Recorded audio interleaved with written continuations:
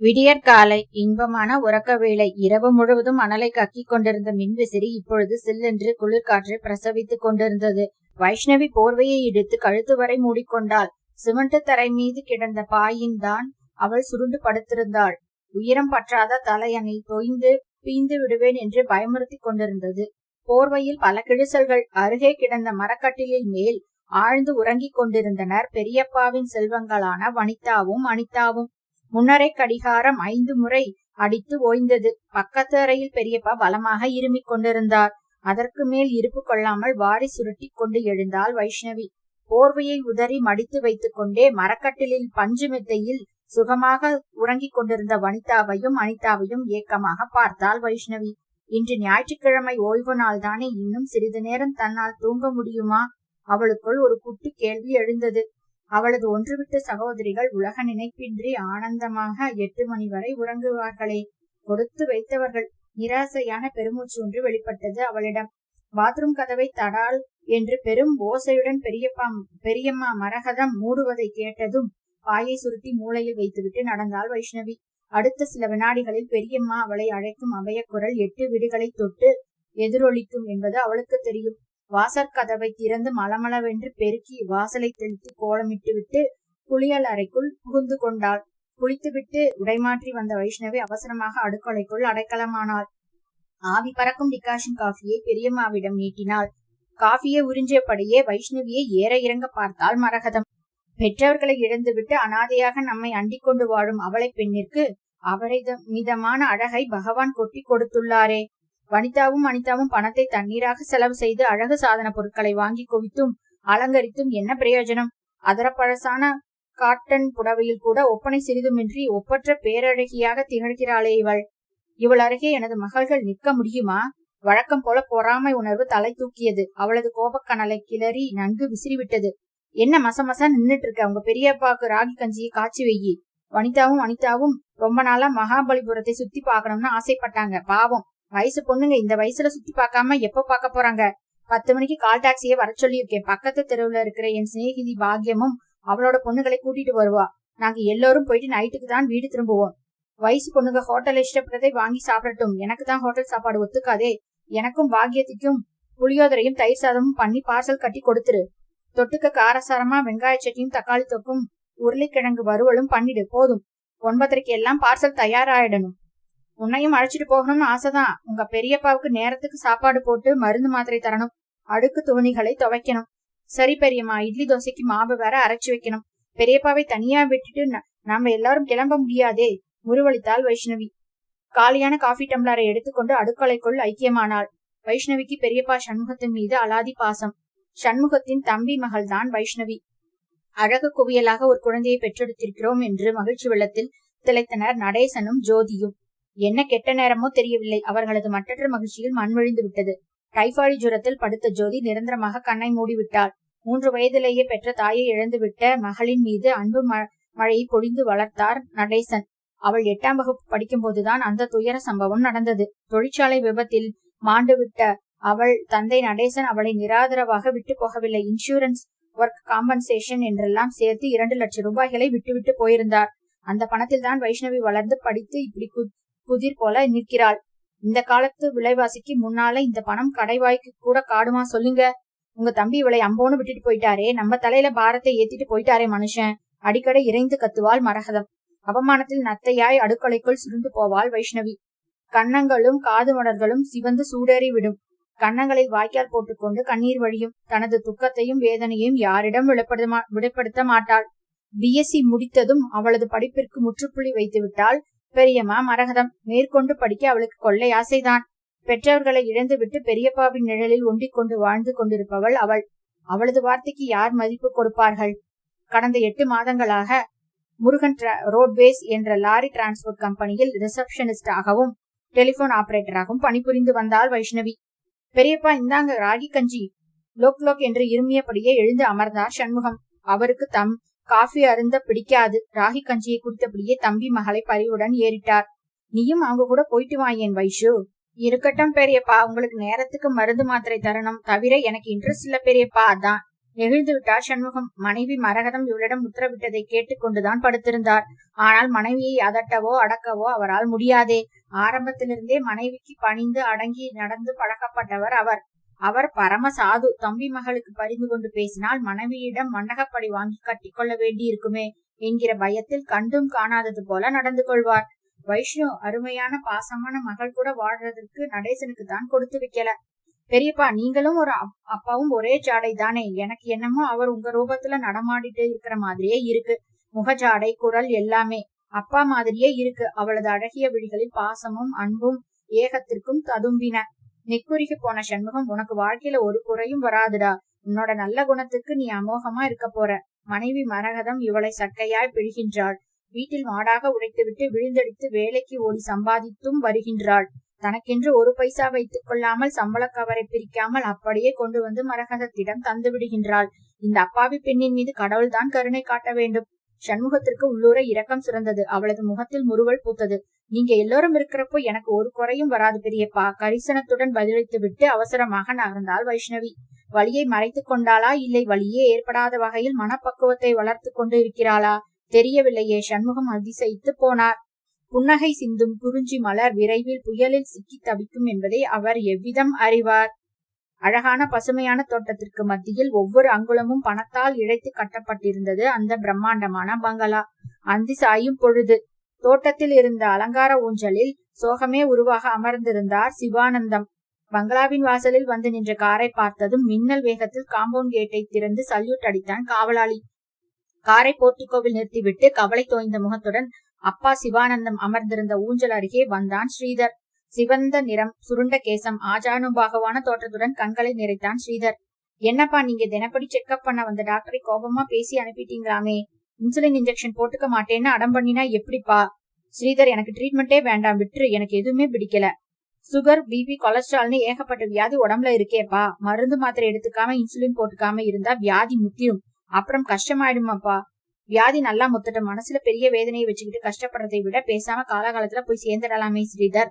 இப்படி பேசினா எப்படிப்பா? எனக்கும் தான் ரொம்ப வேதனையா இருக்கு. அதுக்காக விரக்தி அடைஞ்சு எடிஞ்சு போய் உட்கார்ந்துட முடியுமாப்பா?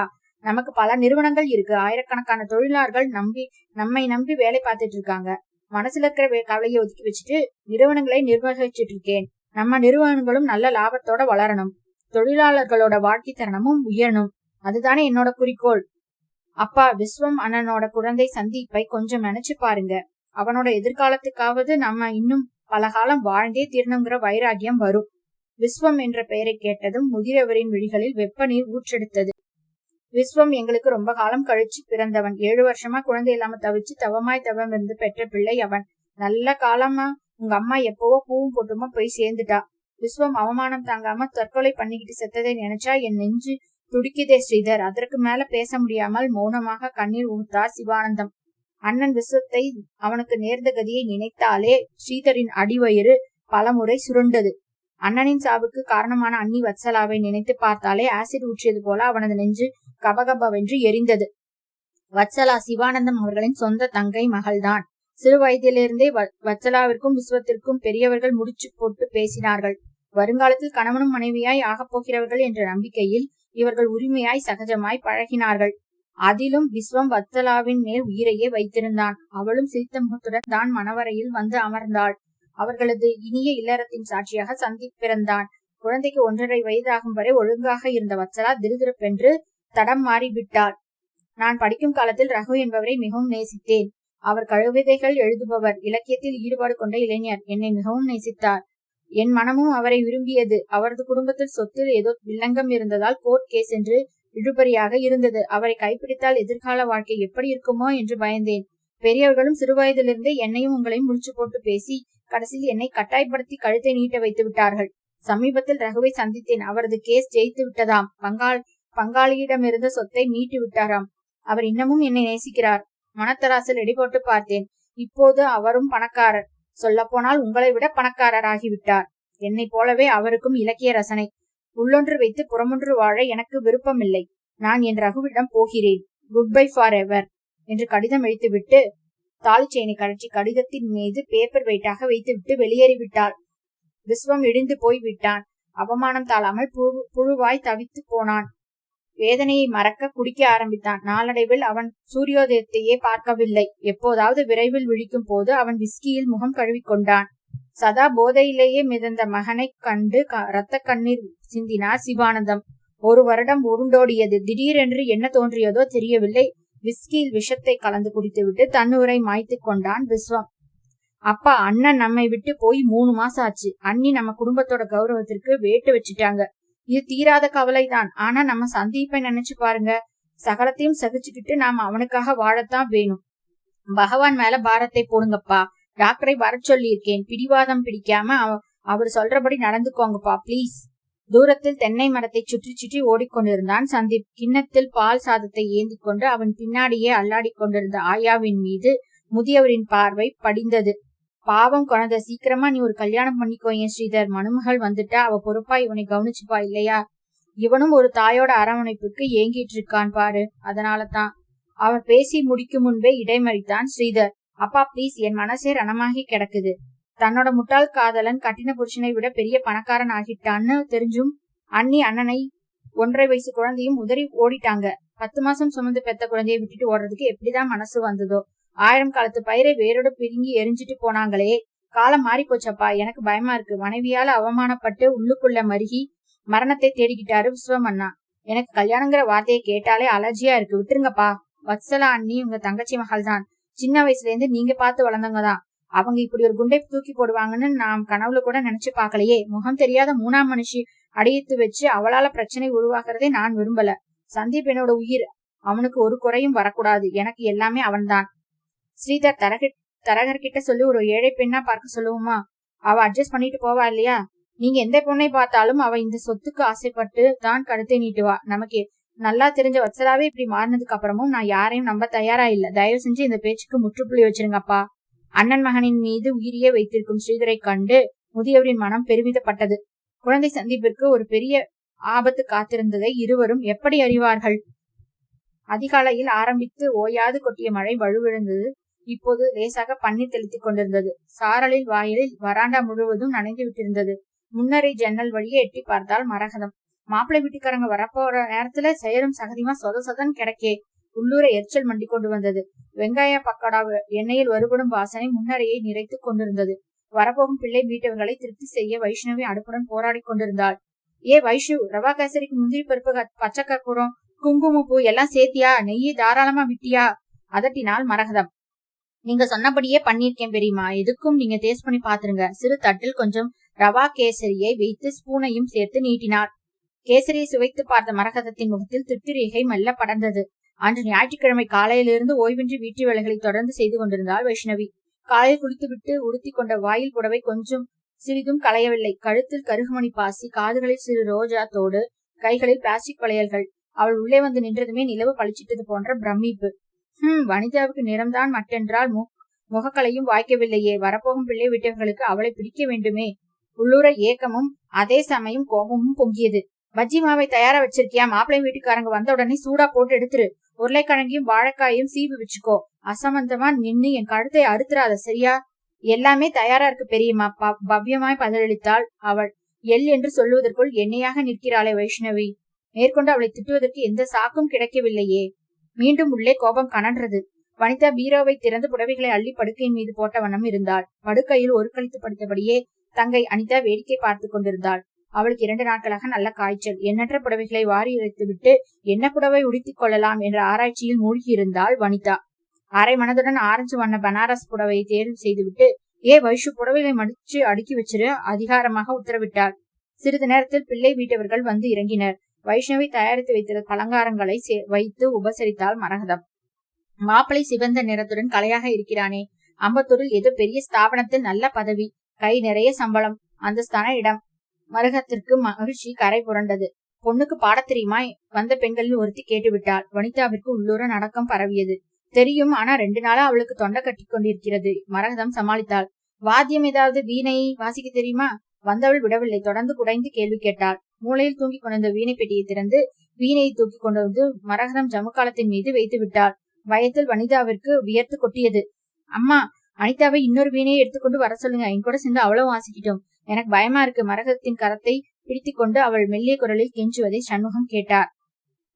அனிதாவிற்கு தான் உடம்பு முடியாம படுத்திருக்காளே. சரி, இப்ப என்ன உன் கூட சேர்ந்து வாசிக்கணுமா? வைஷ்ணவி இன்னொரு வீணை எடுத்துட்டு வந்து வனிதா அக்காவோட சேர்ந்து வாசிமா, விகல்பம் இல்லாமல் உத்தரவிட்டார் சண்முகம். மரகத்தின் முகம் சட்டென்று இருந்து போனது.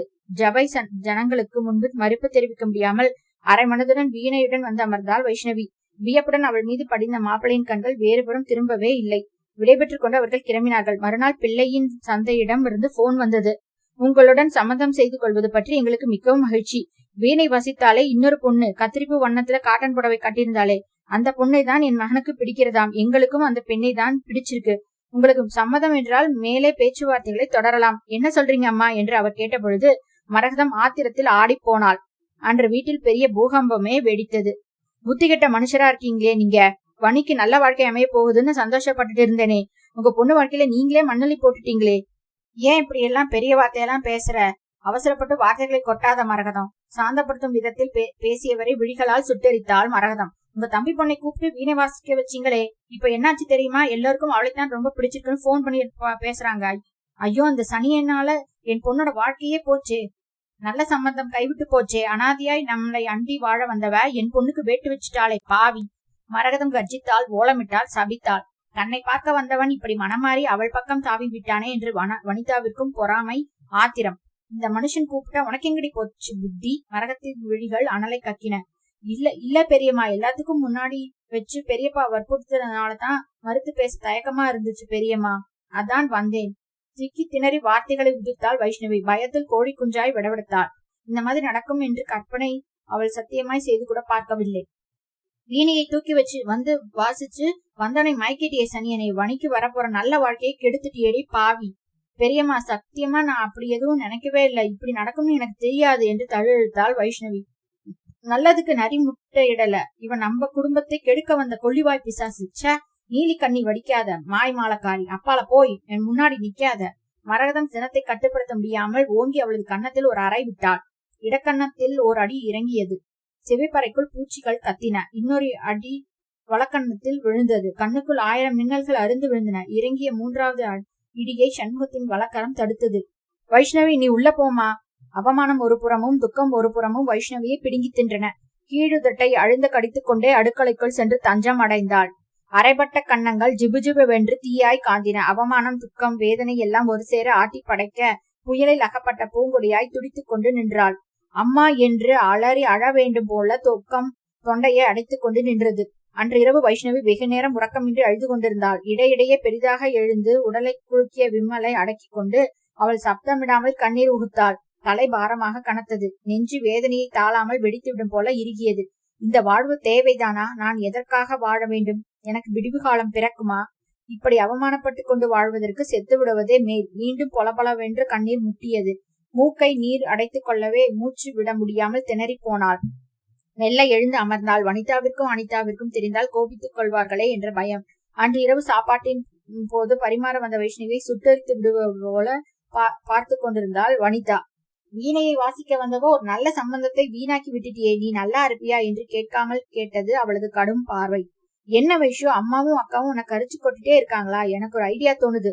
பேசாம இந்த வரனுக்கே நீ கழுத்தை நீட்டி விட்டுட்டு இந்த வீட்டை விட்டு புறப்பட்டுரு. பிறகு எங்க வாழ்க்கையில எந்த பிரச்சனையும் வராது இல்லையா? இளையவள் அனிதாவும் அவளது பங்குக்கு பேசி வைஷ்ணவின் இதயத்தில் ஈட்டியை பாய்ச்சினாள். சண்முகத்திற்கும் அன்று இரவு சாப்பிடவே மனவில்லை.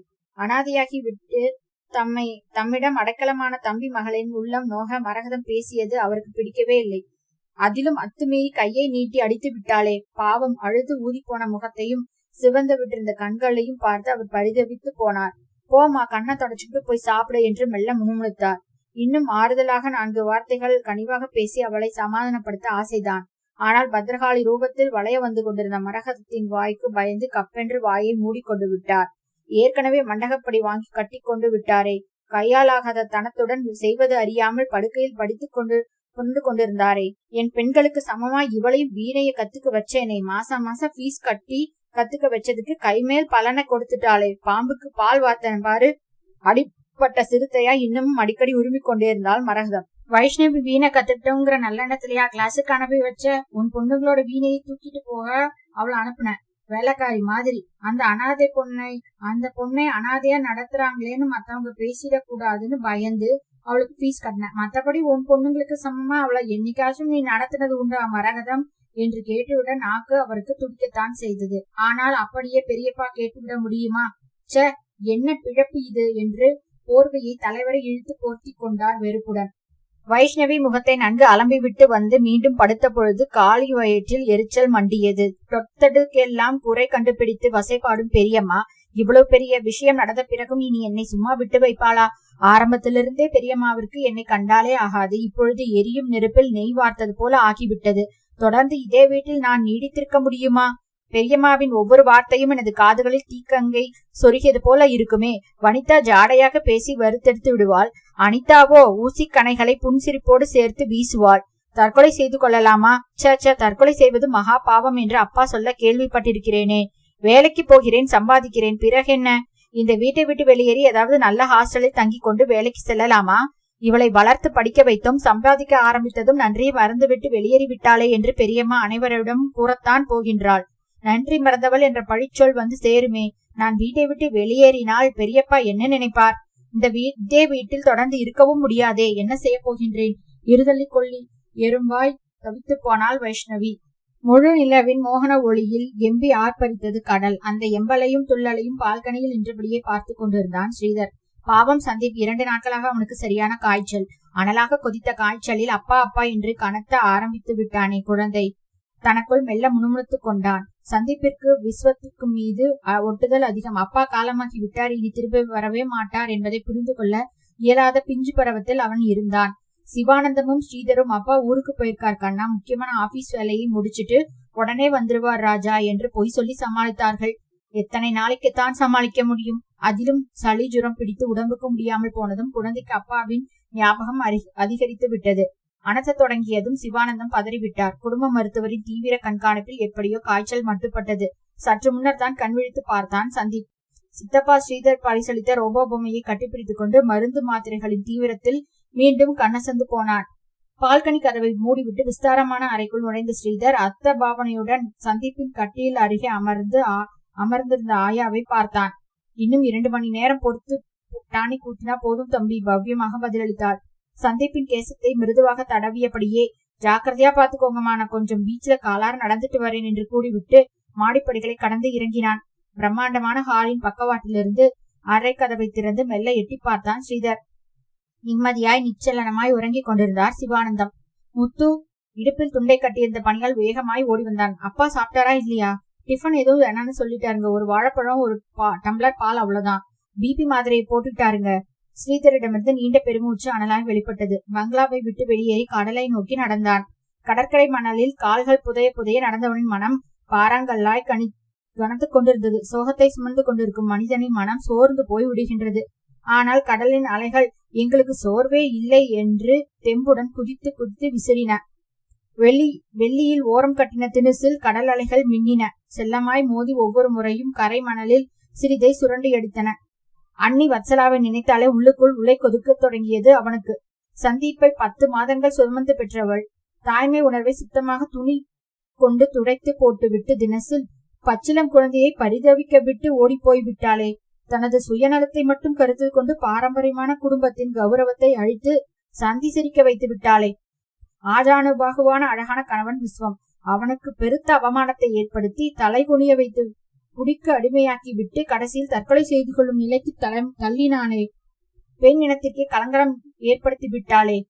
தனது ஓடுகாலித்தனத்தால் அன்பான கணவன் அவமானப்பட்டு இறந்து விட்டானே என்ற உறுத்தல் சிறிதும் இன்றி எப்படி அவளால் சந்தோஷமாக இருக்க முடிகின்றதோ. தவறு செய்தவள் அவள், பாவம் செய்தவள் அவள். ஆனால் தண்டனை அனுபவிப்பது யார்? தண்டனை அனுபவிக்கும் தெம்பின்றி அவமானப்பட்டு கூனி குறுகி அண்ணன் இறந்து விட்டான். அண்ணனின் குழந்தை இன்றளவும் பாசத்திற்கு ஏங்கி தவிக்கிறது. ச, மனசாட்சி சிறிதும் இல்லாத ஜென்மம் அவள். இப்பேற்பட்ட சுயநல பிசாசுக்கு கடவுள் ஏன் இன்னமும் தண்டனை எதுவும் தராமல் இருக்கிறாரோ? தன்னை சுற்றியிருப்பவர்களை எல்லாம் நெற்பாற்றில் தள்ளிவிட்டு தன் சுகத்தை மட்டும் பிரதானமாக மதித்து ஓடிவிட்டாளே. அவள் எழுதி வைத்து விட்டு போன கடிதம் ஸ்ரீதரின் மனக்கண்ணில் நிழலாடியது. மனத்தராசில் எடை போட்டு பார்த்தேன். என் காதலர் உங்களை விட பணக்காரராகி விட்டார் என்று எழுதியிருந்தாளே. படித்துவிட்டு விஸ்வமன்னன் எப்படி துடிதுடித்து போயிருப்பார். மனைவி ஓடிய விரக்தி மேலிட ஆபீஸ் பக்கம் விஸ்வம் தலை வைத்து படுக்கவே இல்லை. வத்சலா எழுதிய வாசம் ஸ்ரீதருக்குள் ஒரு வெறியை தூண்டி விட்டிருந்தது. சதா ஆபீஸிலேயே படியாக கிடந்தான். அதீத ஆர்வத்துடனும் அக்கறையுடனும் ஸ்ரத்தையுடனும் கடுமையாக உழைத்தான். விஸ்வம் குடிபோதையில் மூழ்கி கொண்டிருக்க ஸ்ரீதரோ பிசினஸில் தன்னை முழுமையாக ஈடுபடுத்திக் கொண்டான். அவனது அயராத உழைப்பிற்கு பட்ட பாட்டிற்கும் பணம் கிடைக்கத்தான் செய்தது. முன்பு எப்போதும் இல்லாத அளவில் பன்மடங்கு லாபத்துடன் அவனது நிறுவனங்கள் வெற்றி பாதையில் முன்னணியில் முன்னேறின. அனைவரும் மூக்கில் விரல் வைக்கும் வகையில் இளம் தொழிலதிபர் ஸ்ரீதர் சிகரத்தை தொட்டுக் கொண்டிருந்தான். இளம் வயதினருக்குரிய ஆசாபாசங்களுக்கு இடம் கொடுக்காமல் மனதிற்கு கடிவாளம் போட்டு கட்டுக்குள் வைத்திருந்தான் ஸ்ரீதர். அவனது மனதை முழுவதுமாக ஆக்கிரமித்துக் கொண்டிருந்தான் சிறுவன் சந்தீப். சந்தீப் பிஞ்சு உடலில் கொசு அமர்ந்தாலும் துடிதுடித்து போய்விடுவான் ஸ்ரீதர். அந்த அளவுக்கு அவன் மீது உயிரியே வைத்திருந்தான். விதி சிரித்தது. சந்தீப்பின் உடலிலிருந்து ஏகப்பட்ட ரத்தம் வெளியாகி அவன் உயிருக்கு போராடும் சூழ்நிலை உருவாக்க விதி தக்க தருணம் பார்த்து கொண்டிருந்தது. வேலைக்கு சென்று நாள் முழுவதும் உழைத்துவிட்டு அழுத்து களைத்து வீடு திரும்பியிருந்தாள் வைஷ்ணவி. டகடகவென்று ஜகடை உருள கிணற்றிலிருந்து நீரை இறைத்து தோட்டத்து பூச்செடிகளுக்கும் கீரை பாத்திகளுக்கும் தண்ணீர் விட எத்தனித்தாள். வைஷு, இங்க வா, நாங்க எல்லாரும் ரிசப்ஷனுக்கு கிளம்புறோம். முதல்ல வந்து காஃபி போட்டு கொடு. காஃபி சாப்பிட்டுட்டு நாங்க போகணும். நாங்க போனதும் மெதுவா வந்து இந்த காரியத்தை கவனிச்சா போதும். மரகதத்தின் குரலில் கடுமை வழிந்தது. சரிங்க பெரியம்மா. ஓட்டமும் நடையுமாக அடுக்கலைக்குள் புகுந்தாள் வைஷ்ணவி. என்னங்க, பாக்கியத்தோட பொண்ணுக்கு நாளைக்கு கல்யாணம் தெரியுமில்ல, சீக்கிரம் கிளம்புக. அதட்டிய மனைவியை திகைப்புடன் ஏறிட்டு பார்த்தார் சண்முகம். உன் சிநேகிதியோட பொண்ணுக்கு கல்யாணம், நீ கிளம்பி போயேன் மரகதம், என்ன எண்ணத்துக்கு வர சொல்ற? தயங்கியபடியே கேட்டுவிட்டார். 20 வருஷத்துக்கு பழக்கம். பாக்கியம் இன்னைக்கும் நாளைக்கும் குடும்பத்தோட வந்து போகணும்னு வருதி கூப்பிட்டுருக்கா. நீங்களும் வாங்க. நாளைக்கு நம்ம பொண்ணுங்களோட விசேஷத்துக்கு அக்கம் பக்கம் மனுஷால் வர வேண்டாமா? மண்டபம் பக்கத்துல தானே இருக்கு. கிளம்பி வர போறீங்களா இல்லையா? அதற்கு மேல் மறுத்து பேசினால் ருத்ரதாண்டவம் ஆடிவிடுவாளோ என்ற பயத்தில் அரைமனதுடன் கிளம்பி விட்டார் சண்முகம். அனைவரும் கிளம்பி சென்றதும் வீட்டை பெருக்கி முடித்து அடுப்பு மேடையில் இறைந்து கிடந்த பாத்திரங்களை ஒழித்து தேய்த்து கவிழ்த்தினாள். செடிகளுக்கு தண்ணீர் ஊற்றிவிட்டு கலைந்த கூதலை வாரி பின்னலிட்டு விட்டு கொள்ளைப்புற கதவை மறக்காமல் சாத்திவிட்டு வர வேண்டும் என்ற எண்ணமிட்டுக் கொண்டே கிணற்றிலிருந்து நீரை இறைத்தாள் வைஷ்ணவி. தோட்டத்து செடிகளுக்கெல்லாம் கிணத்திலிருந்து தண்ணியை சேர்ந்திதான் ஊத்தணும். மோட்டார் தண்ணியை விட்டா கரண்ட் பில் எகிரிடும். பொண்ணா பறந்தவ கட்டும் சிட்டுமா சிக்கனமா இருக்கணும். என்ன முடிக்கிற? உடம்புக்கும் நல்ல பயிற்சி. அதே சமயம் இறைக்க கிணத்துல தண்ணியும் ஊறிக்கிட்டே இருக்கும் என்று மரகதம் போட்ட உத்தரவை ஒரு நாளும் வைஷ்ணவி மீறியதே இல்லை. பவளமல்லி மடத்திற்கு நீர் வார்த்து கொண்டிருந்தவள் அருகில் ஏதோ நிழலாடியதும் திடுக்கிட்டு திரும்பி பார்த்தாள். அழகு சுந்தரம் நெருங்கி நின்று கொண்டிருந்தான். மரகதத்தின் அண்ணன் மகன் அழகு சுந்தரத்திற்கு பெயரில் தான் அழகு இருந்தது. அவனது பெயருக்கும் உருவத்திற்கும் சிறிதும் சம்பந்தமே இல்லை எனலாம். இவன் எப்படி இங்க வந்தான்? அதுவும் இந்த நேரத்துல? வைஷ்ணவிக்கு அவனை கண்டதுமே தூக்கி வாரி போட்டது. சட்டென்று பின்வாங்கி நின்றவள் பூவாளியை பொத்தென்று கீழே வைத்தாள். அந்திசாயம் நேரத்தில் வாசற்கதவை எதுக்கு மூடி வைக்க வேண்டும் என்ற எண்ணத்தில் தோட்டத்திற்குள் புகுந்து கொண்டது எவ்வளவு பெரிய முட்டாள்தனம்! அவளை பார்வையாலே அளவித்தபடி சல்லித்தனமாக சிரித்துக் கொண்டு நின்றிருந்தவனை கண்டு வைஷ்ணவின் மேனி மெல்ல பதறியது. காலுக்கடியில் பூரான்கள் நெளிவது போன்ற அருவருப்பு ஏற்பட்டது நிஜம். இடுப்பில் அள்ளி சொருகியிருந்த கொசுவத்தை தழைத்து விட்டபடியே கூடத்தை நோக்கி விரைந்தாள். அழகு சுந்தரமும் அவளை பின்தொடர்ந்தான். 2 தெரு தள்ளித்தான் அழகு சுந்தரத்தின் வீடு உள்ளது. சுற்று வட்டிக்கு பணத்தை விட்டு சம்பாதித்துக் கொண்டிருந்தான். அவனது வீட்டுக்கு அருகிலேயே அடகு கடையும் நடத்தி அநியாயமாக பணத்தை சேர்த்து வைத்திருந்தான். பணத்தோடு சேர்த்து பாவத்தையும் மூட்டை மூட்டையாக சேமித்து வைத்திருந்தான். அண்ணன் மகன் அழகு சுந்தரத்தை கண்டாலே மரகதத்திற்கு தலைகால் புரியாது. குஷி பீய்த்து கொண்டு போகும். வாயெல்லாம் பல்லாக வரவேற்று உபசரிப்பாள். பெரியம்மாவும் மத்தவங்களும் ரிசப்ஷனுக்கு போயிருக்காங்க. எரிச்சலுடன் கூறினாள் வைஷ்ணவி. தெரியும், வீட்டுல யாரும் இருக்க மாட்டாங்கிற விவரம் தெரிஞ்சுதா வந்த? என்ன முடிக்கிற?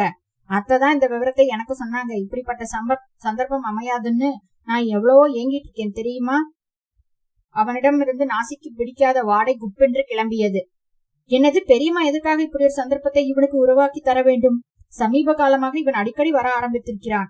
வழியில் எங்காவது பார்த்தாலும் வழிய வந்து நின்று பேச்சு கொடுக்க முயற்சித்தான். சிறிதும் லஜ்ஜையின்றி பார்வையாலேயே அவளை விழுங்கி விடுவது போல பார்க்கிறானே. ரிசப்ஷனுக்கு வரமாட்டேன் என்று அடம்பிடித்த பெரியப்பாவை அதட்டி மிரட்டி அவரையும் தன்னோடு அழைத்து சென்று விட்டாளே பெரியம்மா. அண்ணன் மகளுடன் சேர்ந்து அவள் ஏதோ சதி செய்கிறாள் என்பது மட்டும் நன்கு புரிந்தது வைஷ்ணவிக்கு. என்கிட்ட உங்களுக்கு என்ன பேச்சு வேண்டி கிடக்கு? அவங்க வந்தப்புறம் தாராளமா வாங்க. எனக்கு தலைக்கு மேல வேட கிடக்கு. கிளம்புறீங்களா? நான் வாசக்கதவை சாத்தனும். வெடுக்கென்று பேசினாள் வைஷ்ணவி. அவளது முகத்தில் எள்ளும் கொள்ளும் வெடித்தன. என்னத்துக்கு வைஷு இப்படி கோபப்படுற? நீ கோபப்படுறப்ப கூட எவ்வளவு அழகா இருக்க தெரியுமா? ஊசி பட்டாசப்பா நீ பொறிஞ்ச தள்ளினாலும் உன் குரல் தேனாட்டம் இனிக்குது தெரியுமா வைஷ்ணவி? மிஸ்டர், லிமிட்டை தாண்டி பேசுறீங்க. நீங்க பெரியம்மாவுக்கு நெருங்கிய உறவுக்காரரா இருக்கலாம். ஆனா அவங்க இல்லாத நேரத்துல தனியா இருக்கிற என்கிட்ட வந்து இந்த மாதிரி எல்லாம் பேசுறது கொஞ்சம் கூட நல்லா இல்ல. தயவு செஞ்சு போயிடுங்க. அழகிய விழிகள் தீக்கங்குகளாய் ஜொலித்தன. என்ன விஷ்ணு, இந்த அத்தா எவ்வளவு ஆசையா பேச வந்திருக்கேன். என்னத்துக்கு இப்படி எரிஞ்சு விடுற? அக்கம் பக்கத்துல இருக்கிறவங்க அழகு சுந்தரம் பெண்கள் விஷயத்துல மோசமானவன்னு உங்ககிட்ட சொன்னாங்களா? நிறைய குடிப்பான்னு சொன்னாங்களா? எக்கச்சக்கமா பணம் குறண்டுகிட்டு இருக்கு. நான் ஜாலியா அனுபவிக்கிறேன். சமீப காலமா எல்லாத்துக்கும் ஒரு சலிப்பு வந்துருச்சு வைஷு. நீ எனக்கு கிடைக்கணுமேங்கிற ஏக்கம் வந்துருச்சு. நீ எனக்கு சொந்தமாயிட்டா நானும் சுத்தமான மனுஷன் ஆயிடுவேன். நானும் தவறுகள் செய்தவன் தான், ஒப்புக்கிறேன். பணம் கொட்டி கிடக்கு. பொதுவா வசதி வாய்ப்போட இருக்கிற ஆம்பளைங்க கொஞ்சம் அப்படி இப்படித்தான் இருப்பாங்கன்னு செய்வாங்க. நீ படிச்ச பொண்ணு, இது கூடவா புரியல உனக்கு? உரிமையா பேசிக்கொண்டே அவளை நெருங்கி வர ஆரம்பித்தான். உங்களுக்கு கல்யாணமாகி பல வருஷங்கள் ஆச்சு. வீட்டுல உங்க மனைவி காத்துட்டு இருப்பாங்க உங்களுக்காக. போயிடுங்க. உங்க ராஜலீலைக்கும் ஆட்டம் பட்டத்துக்கும் வேற ஆளை பாருங்க. நான் நெருப்பு. இதுக்கு மேல ஒரு 8 வச்ச நேர பரலோகம் போயிடுவ. நீ என்ன பாக்குற? உனக்கு எல்லாம் எதுக்கடா மரியாதை? கிட்ட வந்த இந்த உலக்கையால உன் மண்டைய பழந்துருவ ராஸ்கல். சுவரோரமாக சாற்றி வைக்கப்பட்டிருந்த உலக்கையை சட்டென்று எடுத்து ஓங்கினாள் வைஷ்ணவி. கனைந்த கூந்தலும் சிவந்து விழிகரமாக பார்ப்பதற்கு அசுர சம்ஹாரம் செய்ய வந்த திரிபுர சுந்தரியை போன்று தோற்றம் அளித்தாள். கத்தி ஊரை கூட்டி உன்னை அசிங்கப்படுத்துக்கு முன்னாடி ஓடி போயிடு பொறுக்கி ராஸ்கல், கர்ஜித்தாள். வைஷு என்று பயத்தில் பின்வாங்கி கொண்டே நடந்து பேசினான். நீ தப்பா கொஞ்சிட்ட வைஷு. உனக்கும் எனக்கும் கல்யாண ஏற்பாடு நடக்குது. அந்த உரிமையில நான் உன்கிட்ட பேச வந்தேன். சாரி, நான் வரேன். பயத்துல அவனது நாக்கு உளறியது. வாசற்கதை தாண்டி ஓடி போனான் அழகு சுந்தரம். வைஷ்ணவிக்கு இதயம் தடதடத்தது. கோபத்திலும் பயத்திலும் அவளுக்கு மூச்சிரைத்தது. இவன் கூறுவது உண்மையா அல்லது குடிபோதையில் உளறிவிட்டு போகிறானா? ஒருவேளை இவன் கூறுவது உண்மையாக இருக்குமோ? உள்ளுக்குள் திகழ் ஊறியது. பதற்றம் சிலந்தியாய் கால் பரப்பி இவளுள் நடக்க ஆரம்பித்தது. ஹலோ ஹலோ ஸ்ரீதர், நம்ம சந்தீப் மாடிப்படியிலிருந்து உருண்டு விழுந்துட்டான்பா. வேகமா உருண்டு விழுந்ததுல கீழ்படி முனையில மோதிட்டான்பா. நிறைய ரத்தம் போயிடுச்சு. அவனை விஆர் ஹாஸ்பிட்டல்ல சேர்த்திருக்கோம்பா. ஐசியூல தான் இருக்கான். இவ்வளவு நேரமா ட்ரை பண்ணி இப்பதான்ப்பா உனக்கு லைன் கிடைச்சது. எனக்கு பயமா இருக்க ஸ்ரீதர், சீக்கிரம் வரியாப்பா என்று தழுதத்தபடியே பேசினார் சிவானந்தம். ஸ்ரீதருக்கு பகீர் என்றது. மை காட், இத்தனை பேர் இருந்தும் என்ன பிரயோஜனம்? குழந்தைய ஜாக்கிரதையா கவனிச்சுக்காம இப்படி அசால்ட்டா இருந்திருக்கீங்க. உயிருக்கு ஆபத்து ஒண்ணும் இல்லையே. கேட்டு முடிப்பதற்குள் அவனது அடிவயிற்றில் அமிலம் சுரந்தது. டாக்டர்ஸ் ஒண்ணுமே சொல்ல மாட்டேங்கிறாங்க. நிறைய ரத்தம் இழப்பு ஏற்பட்டிருக்கா. நீ சீக்கிரம் கிளம்பி வாடா. மறுகணமே செல்போன் மொனித்தது. அவனது கார் புயல் வேகத்தில் விஆர் ஹாஸ்பிட்டலை நோக்கி சீறிக்கொண்டு கிளம்பியது. பகவானே, இந்த உலகத்துல எங்களுக்குன்னு இருக்கிற ஒரே பிடிப்பு சந்தீப் தான். குழந்தைக்கு எந்த ஆபத்தும் ஏற்படாம காப்பாத்து பகவானே. இன்னொரு அதிர்ச்சியை தாங்குற சக்தி எங்களுக்கு கிடையாது ஐயனே. மனமுருக இஷ்ட தெய்வத்தை பிரார்த்தனை செய்து கொண்டான். அவன் ஆஸ்பத்திரி அடைந்த பொழுது சிவானந்தம் சோகமே உருவாக தளர்ந்து போய் ஏறிட்டார். என்னப்பா டாக்டர் என்ன சொன்னாரு? சந்தீப்க்கு ரேர் குரூப் ரத்தமாம். பிளட் பேங்க்லயே போன் பண்ணி கேட்டிருக்காங்க. அங்கேயும் ஸ்டாக் இல்லையாம். பிளட் டோனர்ஸ் அசோசியேஷனுக்கு போன் பண்ணி சொல்லியிருக்காங்க. ரேர் குரூப்பை சேர்ந்த டோனர்ஸ்க்கு அவங்க தகவல் அனுப்பியிருக்காங்க. அந்த குரூப் ரத்தமுடையவங்க மனசிறங்கி சீக்கிரமா வந்து பிளட் டொனேட் பண்ணினா சந்தீப்பை காப்பாத்திடலாம்னு டாக்டர் சொல்றாங்க. மருமகளால் குடும்பமானம் போச்சு. எனக்கு கொல்லி வைக்க வேண்டிய தலைப்பிள்ளை விஸ்வத்தை வாரி கொடுத்தேன். இப்ப பேரன் உசுருக்கு போராடிட்டு இருக்கிறதை பாக்குறேன். கடவுளே, என்னை அதுவும் வயசான காலத்துல இப்படி பந்தாடுகிறாரே ஸ்ரீதர். இப்படி அணுவா துக்கப்பட்டு சாகிறதை விட ஒரேடியா கண்ண மூடிட்டா தேவலாம் போல இருக்கேப்பா. சோகத்தில் வாய்விட்டு அரட்ட ஆரம்பித்தார் சிவானந்தம். நம்பிக்கை தளர விடாதீங்கப்பா. நாம எந்த பாவம் செய்யல. பகவான் நம்மை கைவிட மாட்டாருப்பா. தந்தையின் தோளில் ஆதூரமாய் கை வைத்தான் ஸ்ரீதர். மெல்ல ஆற்றியபடியே அவனது புஜத்தில் சாய்ந்து கொண்டார் சிவானந்தம். அலுவலகத்தில் நுழைந்து விட்டால் வைஷ்ணவி தன்னையே மறந்து விடுவாள். தனது கவலையும் சோகத்தையும் மூட்டை கட்டி வைத்துவிட்டு வேலையில் ஆர்வத்துடன் மூழ்கி விடுவாள். வேலை முடிந்து திரும்பவும் ஹேண்ட்பேக்கை மாட்டிக்கொண்டு வீட்டிற்கு செல்லும் பொழுதுதான் சோகமேகங்கள் சொல்லி வைத்தார் போல அவளை சூழ்ந்து கொள்ளும். இனம் புரியாத பாரம் நெஞ்சில் ஏறி அமர்ந்துவிடும். அன்று மதிய உணவு இடைவேளையின் போது ஹேண்ட்பேக்கில் இருந்து டிஃபன் பாக்ஸை எடுத்து வெளியில் வைத்தார். மோர் சாதத்தின் புளித்த மனம் குப்பென்று நாசியை துளைத்தது. கிளம்பிய அவசரத்தில் தொட்டுக்கொள்ள உருளைக்கிழங்கு வறுவலையும் தக்காளி தொக்கையும் வைக்க மறந்து விட்டாள். வழக்கமாக எடுத்து வரும் மாவுடுவை கூட மறந்து விட்டாள். மோர் சாதத்தில் சிறிதளவு தண்ணீர் விட்டு பிசைந்த நேரத்தில் டெலிபோன் விடாமல் அலறியது. Hello, good afternoon, Murugan roadways. Hello miss Vaishnavi, நாங்க பிளட் டோனர்ஸ் அசோசியேஷன்ல இருந்து பேசுறோம். ஒரு சின்ன பையன் அடிபட்டு உயிருக்கு போராடிட்டு இருக்கான். அவனுக்கு உடனடியா ரேட் குரூப் பிளட் தேவைப்படுது. விஆர் ஹாஸ்பிட்டல்ல இருந்து போன் பண்ணினாங்க. நீங்க உடனடியா போய் பிளட் டொனேட் பண்ணினா அந்த பையனை நீங்க காப்பாத்திடலாம். எந்த ஹாஸ்பிட்டல் என்று பதறி எழுந்தாள். அடையாறுல பிஆர் ஹாஸ்பிட்டல். இதோ கிளம்பிட்டேன் சார். கையை கழுவிக்கொண்டு அறக்க பறக்க ஹேண்ட்பேக்கை மாட்டிக்கொண்டு மேனேஜரின் கேபினுக்குள் தயக்கமாய் நுழைந்தாள் வைஷ்ணவி. விஷயத்தை கேள்விப்பட்டதும் மேனேஜர், உன்னோட மனிதாபிமானத்தை பாராட்டுறேன் வைஷ்ணவி, போயிட்டு வாமா என்றார். அவசர அவசரமாக விழிந்தெடுத்துக் கொண்டு வெளியே வந்தாள். மரகதத்திற்கு தெரியாமல் அவசர தேவைக்காக 200 ரூபாயை தந்திருந்தார் பெரியப்பா சண்முகம். பஸ்ஸுக்காக காத்திருந்தால் நேரம் வீணாகி விடும் என்று, அங்கே சிறுவனின் உயிர் ஊசலாடி கொண்டிருக்கிறது என்றதால் தாமதிக்கும் ஒவ்வொரு நிமிடமும் அந்த உயிருக்கே உலை வைத்து விடுமே என்ற எண்ணத்தில் காலியாக வந்த ஆட்டோவில் சட்டென்று ஏறிக்கொண்டாள் வைஷ்ணவி. அவள் அடிக்கடி இரத்த தான முகாமில் கலந்து கொண்டு இரத்த தானம் செய்து விட்டு வருபவள். முதியோர் இல்லத்திற்கும் அனாதை இல்லத்திற்கும் சென்று தன்னால் முடிந்த உதவிகளை செய்ய வேண்டும் என்று விரும்புவாள். விஆர் ஹாஸ்பிட்டலுக்கு கொஞ்சம் சீக்கிரமா போங்க சார், அங்க ஒரு குழந்தை ரொம்ப ஆபத்தான நிலையில இருக்கான் ப்ளீஸ். அவளது குரலில் பதற்றம் வழிந்தது. ஆட்டோ வேகமெடுத்து பறந்தது. இனம் புரியாத திகளில் அவளது இதயம் எம்பி குதித்தது.